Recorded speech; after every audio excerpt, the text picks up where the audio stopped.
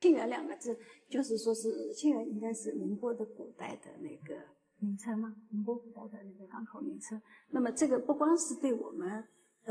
确定这个沉船的年代，而且它的沁园两个字也为我们确定就是这个沉船在哪里起。韩国海域发现了一艘中国古沉船，估价超过10亿元。韩国人却认为这是他们老祖宗的东西，然而上面的种种发现却让韩国人彻底崩溃。没想到就在这个时候，日本人突然站出来说道：“这是他们的东西。”那么，这一艘沉船上面的宝贝究竟有怎样的历史文物价值？在这艘沉船上，我们究竟有怎样的发现呢？1976年，韩国新安海域周边的渔民意外从捕捞鱼儿的网中发现了不少的碎瓷片，这些精美的瓷片样式稀奇，就连花纹都十分好看。很快，这一发现就被周边渔民传了出去。然而让众人没想到的是，就在当晚，6个中年男子趁着夜色悄悄地驾船出海，来到了渔民所说的打捞上来碎瓷片的地方。几人穿戴装备齐全，船只上还有大量潜水设备。很快，几人开始陆续下水。他们在打捞海域发现了一艘古代沉船，尽管大部分船只已经被泥沙等覆盖，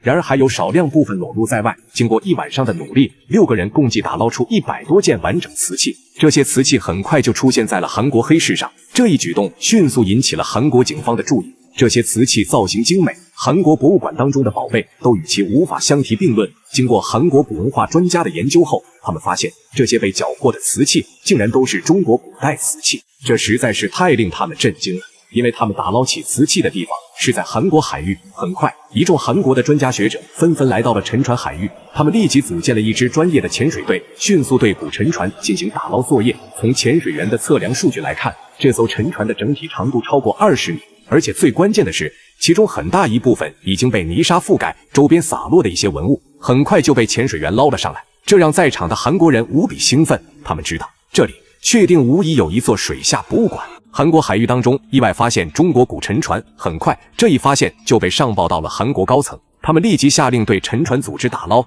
韩国多部门赶到沉船海域，迅速开始作业。很快，这艘沉船整体就被打捞上来了。然而就在此时，韩国却宣称他们发现了祖宗的历史遗物，也就是说，他们并不承认这些文物是古中国的，然而韩国古代时期的文物。然而就在此时，一众韩国人却懵了，因为打捞上来的文物跟韩国几乎没有半毛钱关系，上面的铜钱写的年号很是清楚，那是我们元朝和宋朝时期的铜钱。在这艘沉船上，整体打捞出2000件文物瓷器。然而后续的持续打捞中，韩国方面还将大量文物公开了出来。8年时间，这艘沉船累计清理出2万多件文物，全都来自于中国。这艘船经过清理后确定，这是一艘古代时期的海上贸易船，主要负责的是东南亚周边海域。这艘船上还出土了一件秤砣，上面详细的写了一处地点——杏仁路。根据我们从历史中调查后发现，这艘船应该是来自于杏仁路的上的一个商人组织的，但是具体沉没原因是未知的。这艘船的目的地是日本的东福寺，当年在经过沉船海域的时候